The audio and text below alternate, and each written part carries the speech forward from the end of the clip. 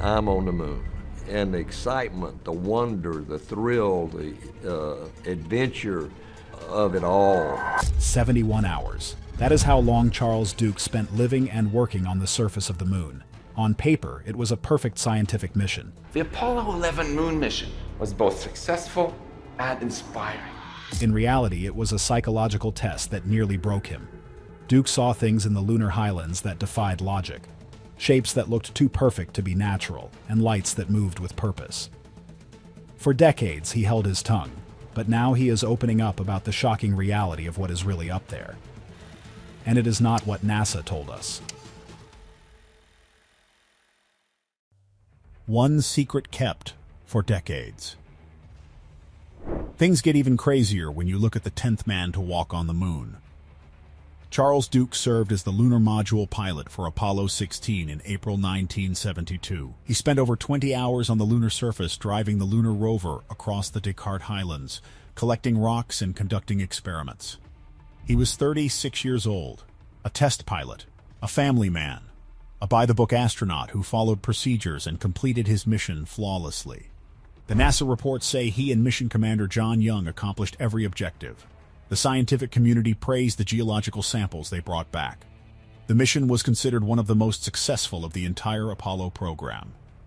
But something happened to Charles Duke on the moon.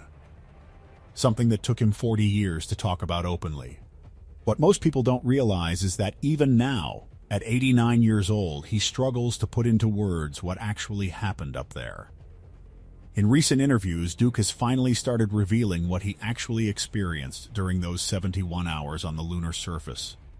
And what he is saying does not match the official narrative. It does not match what he told reporters in 1972. It does not match what is in any textbook. According to Charles Duke, the moon is not what we have been told. And what he saw there changed everything he thought he knew about our place in the universe. This is his story. The real story, the one he could not tell until now. To understand the weight of this secret, you have to understand the man. Charles Duke grew up in South Carolina, the son of a naval officer. He was fascinated by flight from childhood, earning his pilot's license while still in high school. He attended the Naval Academy, then became an Air Force pilot, then a test pilot, which was the traditional path for astronauts. In the 1960s, Duke was recruited into the astronaut program in 1966 as part of the 5th group selected by NASA. He was known for being calm under pressure, technically brilliant, and utterly reliable. These were not cowboys looking for adventure. These were engineers and test pilots who understood complex systems and followed protocols exactly. Duke's first major role was as Capcom, the capsule communicator for Apollo 11. His was the voice from Houston that Neil Armstrong and Buzz Aldrin heard during the first moon landing. That was Duke, calm, professional, focused on the mission. 3 years later, he got his own chance. Apollo 16 launched on April 16, 1972. Duke, along with Commander John Young and Command Module pilot Ken Mattingly, spent 11 days in space. Duke and Young spent 71 hours on the moon itself, longer than any previous mission.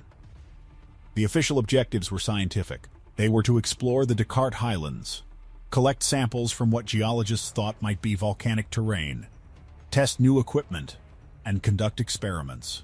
Everything was planned to the minute. Everything had a purpose. Everything was designed to advance human knowledge of the moon. And they accomplished it all. The mission was perfect by the numbers. Evidence found in the Highlands. But here is the deal. If you watch the footage from Apollo 16, if you really watch it closely, you can see something odd. There are moments where Duke just stops moving. He stands completely still, staring at something off camera.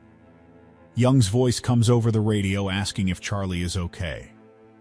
Duke responds, but there is a delay, a hesitation. He says he is fine, just looking. But looking at what? The official transcripts do not say. The mission reports do not mention it.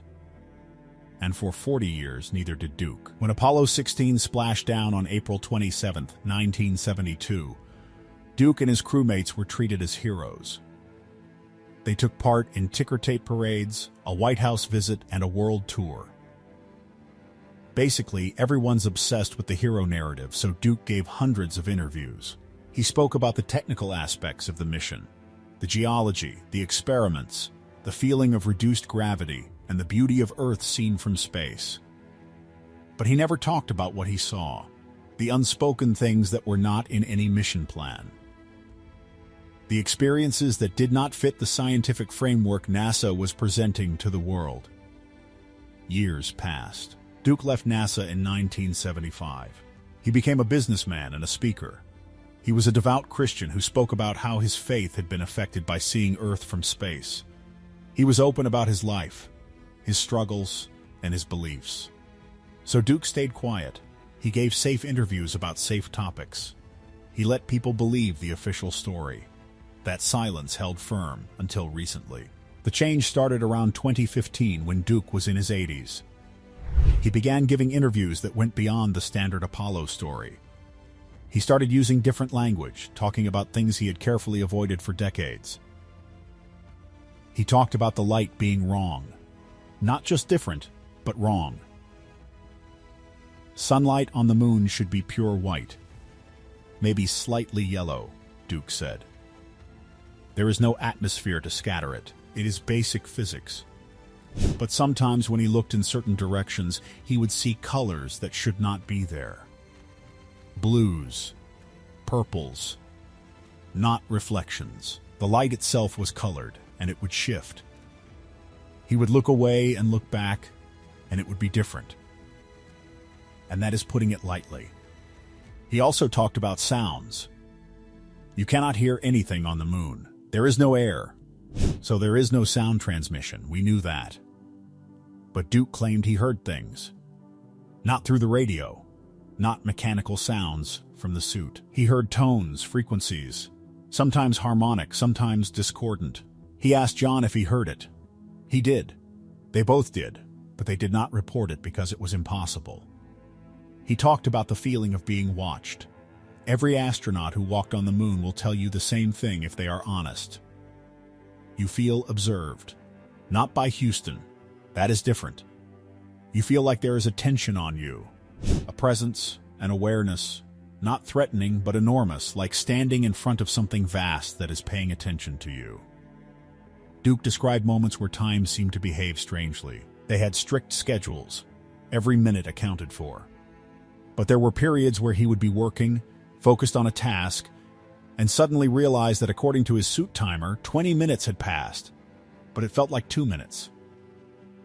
Or the reverse. A task that should take 5 minutes would feel like an hour. John experienced it too. They would compare notes, and their subjective time did not match the clock. Ever. These were not the ramblings of a confused old man. Duke was specific, detailed, and consistent across multiple interviews. And he was not alone. In 2017, Duke attended a private reunion of Apollo astronauts, one of the few times most of the surviving moonwalkers were together. According to Duke, they had a conversation they had never had publicly about what they had actually experienced. Everyone had anomalies, different things for different missions, but nobody's experience matched what NASA told the public. And they all knew they could not talk about it. Not because NASA threatened them. They did not. But because they knew nobody would believe them.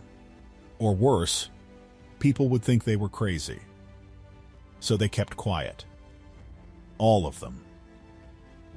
But Duke, now in his late 80s, had decided he was done keeping quiet.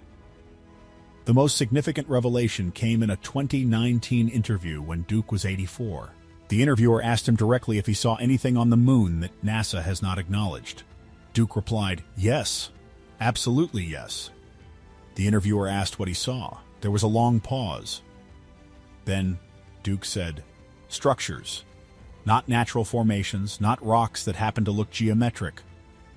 Structures. Artificial. Old. Very old." The interviewer, clearly shocked, asked where. Duke said they were in the Highlands, on the far side of a ridge out of direct view from Earth. They had driven the rover about 4 miles from the lunar module. They were supposed to be collecting samples from a specific crater, but Duke saw something on the horizon. It was geometric, too regular to be natural. He called it out to John. He saw it too. The interviewer asked what they did. Duke said they drove closer. It was not on their planned route, but they had some freedom. As they got nearer, they could see it more clearly. It looked like a wall or a foundation. It was angular, made of blocks covered in dust, but definitely constructed. It was maybe 300 feet long, extending into the lunar surface at both ends, as if they were seeing part of something larger. The interviewer asked if they reported it. Duke said they tried. They called Houston and described what they were seeing. There was a long delay. Then they were told to continue with their planned sample collection. No acknowledgement of what they had reported. No request for photos. Nothing. They were experienced enough to understand. They did not want them pursuing it. So here's the deal. The interviewer asked if they took photos anyway.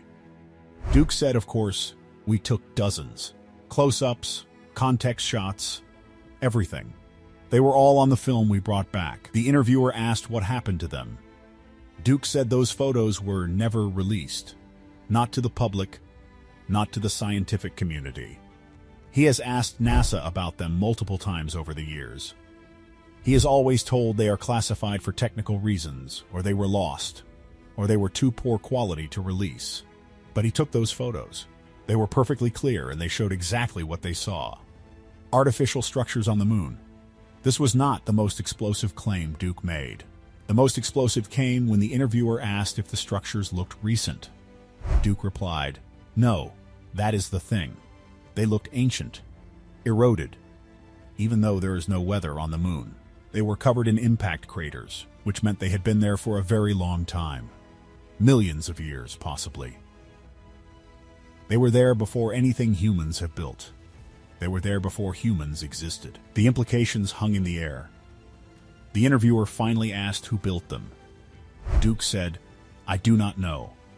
That is what makes this so difficult. He does not know, but someone or something built structures on the moon long before we got there, and NASA knows about it, and they have decided the public should not know." After this interview, Duke faced exactly what he had feared for decades: mockery and dismissal. Mainstream media largely ignored his claims. Skeptics said he was misremembering, seeking attention, or suffering from age-related confusion. But Duke did not take it back. Instead, he provided more details. He described other anomalies, areas where the lunar dust seemed to have been disturbed recently, too recently to match natural processes. He described trails or paths that suggested movement across the surface. He talked about glints of metal or glass in crater walls that did not match any known lunar geology. He talked about the way certain areas felt different. You would cross an invisible boundary and the sense of presence would intensify or disappear completely. Like walking through rooms in a house, each one has a different feeling even though it is all the same structure. Duke mentioned radio interference that did not match any known source. Brief transmissions on frequencies that should not have had any traffic. They would hear bursts of sound, not voices, not mechanical, almost musical. NASA said it was probably reflections from Earth broadcasts, but they were on the far side of the moon. Nothing from Earth should reach that far. He described moments of what he called clarity. A few times, usually when he was alone, away from John, he would suddenly understand things. Not thoughts in words, just knowledge about the moon, about its history, about why they were there. And then it would fade, and he could not hold on to it. But in those moments, he knew that they were being allowed to be there, that they were guests, that the moon was not empty and never had been. NASA's silent admission. These claims sound extraordinary. They sound like science fiction, but they were coming from a man with perfect credentials. He was an Air Force brigadier general, a test pilot with thousands of flight hours, an astronaut who performed flawlessly on one of history's most complex missions. He was a man known throughout his career for being rational, skeptical, and utterly honest. Was Charles Duke losing his mind? Or was he finally telling a truth he had been forced to hide for 40 years? The question became more complicated when other astronauts started making similar admissions. Buzz Aldrin, in a 2018 interview, mentioned monoliths on the moon of Mars called Phobos and suggested people should want to know who put them there. Edgar Mitchell had spoken for years about government knowledge of extraterrestrial intelligence. Al Worden, the command module pilot for Apollo 15, stated publicly that he believed humans were descendants of ancient aliens. These were not fringe figures. These were men who had been to space, who had seen things the rest of us have not, who had been trusted with billion-dollar missions, and who had performed flawlessly. And in their later years, free from NASA employment, no longer concerned with careers or reputations, they were all saying the same thing. The official story is incomplete. What they experienced in space did not match what they were allowed to say publicly. There are things about the moon, about space, about our solar system that the public has not been told. Duke's most recent interviews have been even more explicit. In a 2023 podcast appearance, he was asked if he believed there was a cover-up. His response was interesting. He said he does not think it is a cover-up in the conspiracy sense. He thinks it is institutional paralysis. NASA does not know what to do with information that does not fit the scientific way of thinking. They have data, photos, measurements, and observations from multiple missions that suggest the moon is far stranger than the simple dead rock narrative. But they cannot release it without fundamentally challenging what people believe about our place in the universe. So they sit on it. It is not malicious. It is cowardice. He was asked what he thinks the structures are. He answered that he thinks the moon was inhabited. Not now, at least not obviously, but at some point in the past, something built on the moon. Maybe they built the moon itself. He explained that he knows how that sounds. When you have stood there and seen what they saw, the question is not if it is possible. The question is how we fit this reality with what we thought we knew. He was asked why he is speaking out now. He replied that he is 89 years old. He has had a good life and a good career. He does not need NASA's approval anymore. He does not care if people think he is crazy. What he cares about is the truth. And the truth is that 12 men have walked on the moon, and all of them experienced things that suggest our understanding of the moon, of space exploration, of our cosmic context is incomplete. We owe it to humanity to share what we know, even if it is uncomfortable. Especially if it is uncomfortable. So, what is the truth? Is Charles Duke describing real experiences? Or has age and time distorted his memories of a mission that happened over 50 years ago? The evidence is complicated. NASA has never released all the photos from Apollo 16. Thousands of images remain hidden, officially due to technical quality issues. But Duke and other astronauts have consistently claimed that some of their best photos, the ones showing anomalies, are among those never released. Radio transcripts from Apollo missions contain gaps.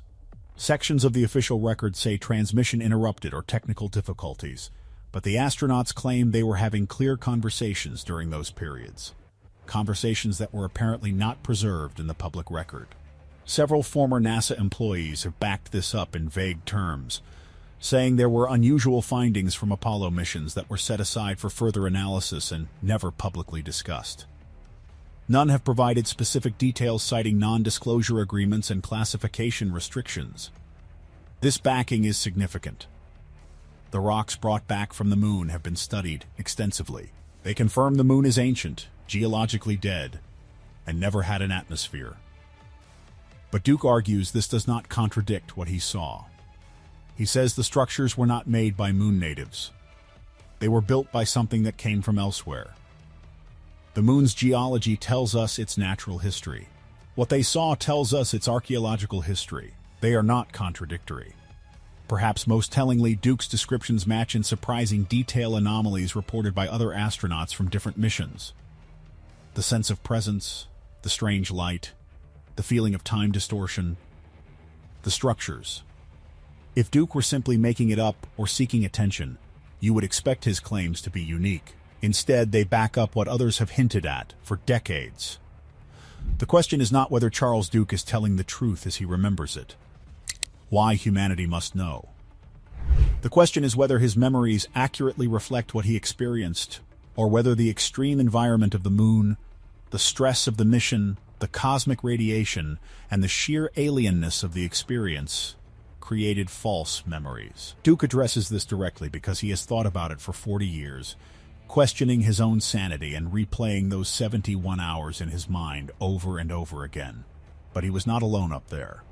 John Young saw exactly what he saw, and they checked with each other in real time, confirming that the impossible shapes on the horizon were not hallucinations but physical objects casting shadows on the lunar dust. And their experiences match what other crews reported. From the strange music heard by the Apollo 10 astronauts to the unexplained lights seen by Neil Armstrong himself. At some point, you have to accept that what multiple trained observers report experiencing is probably real, even if it does not fit our safe, comfortable expectations. Duke is 89 years old, and he knows he does not have many years left, so he is spending them doing something that would have been unthinkable earlier in his life, which is challenging the official narrative of the Apollo program. This is not to lessen Apollo's achievements, as Duke remains enormously proud of Apollo, of NASA, and of what humanity accomplished, but he believes the story we tell about the moon is incomplete. And that incompleteness, he argues, is holding us back from understanding the true nature of our reality. He says we could have continued moon exploration, built bases, sent more missions, and really explored what is there, but we stopped. We stopped after Apollo 17 in 1972, and we have barely been back since. Why did we really stop? The official reason is budget constraints and a lack of public interest, but that explanation has never really held water when you consider the trillions we spend on other defense projects. Duke believes the real reason is that the people making decisions realized the moon raised questions they could not answer. Or worse, that they received an answer they were terrified to share. It was easier to stop going than to confront what was being found, and this opens the door to some truly wild theories that align perfectly with Duke's testimony. There is a long-standing theory in the underground community that we did not just choose to leave the moon, but that we were warned off. There are rumors of a transmission on a secure medical channel during Apollo 11 where Armstrong allegedly said they were being watched by massive ships on the crater rim. If Duke saw ancient structures, it lends credibility to the idea that the moon is not public territory, but an active outpost for someone else. Basically, we might be the trespassing neighbors who walked into the wrong backyard and were politely but firmly told to go home and not come back. And that is putting it lightly, because if you look at the seismic data from the Apollo missions, the moon rang like a bell for hours after we crashed modules into it, suggesting it might be hollow or at least significantly less dense than a natural planetary body should be. This feeds into the spaceship moon theory, which suggests the moon is not a natural satellite at all, but an ancient artificial construct that was parked in our orbit eons ago. Duke's description of walls and foundations extending into the surface supports the terrifying possibility that the moon is actually a derelict station covered in billions of years of space dust. Think about it. If the moon is artificial, it explains the perfect mathematical coincidences, like how it is exactly the right size and distance to create a perfect solar eclipse, something that happens nowhere else in the known solar system. Duke might have been walking on the hull of a machine that has been watching Earth since before humans learned to make fire. And here is where it gets even darker. If those structures are real, and if they are as ancient as Duke claims, it forces us to ask who built them. One possibility that most people do not want to consider is that they were not built by aliens from another star system, but by us, or at least a previous version of us. There is a theory that humanity has risen and fallen many times on Earth, reaching high levels of technology before being wiped out by cataclysms. The ruins on the moon might be the last surviving remnants of a lost human civilization that escaped Earth 12,000 years ago, only to die out on the lunar surface. When Duke felt that strange sense of presence or familiarity, he might not have been sensing an alien watcher, but the ghosts of our own ancestors. It would mean that the Apollo missions were not a voyage of discovery, but a return trip to a graveyard we forgot we owned. This connects to the zoo hypothesis, the idea that Earth is a biological preserve, and the moon is the observation tower. The reason we see lights and transient lunar phenomena, which NASA has recorded for centuries, is that the caretakers are still there, making sure the animals in the zoo do not get out of their cage. If Duke saw active technology, or even just the dormant ruins of the warden's office, it explains why NASA would be paralyzed with fear. How do you tell the public that we are not the masters of our domain, but merely the subjects of an experiment? Duke believes humanity is ready for the truth, whatever it is. People can handle it because we are not children, and living in ignorance is far more dangerous than facing a scary reality.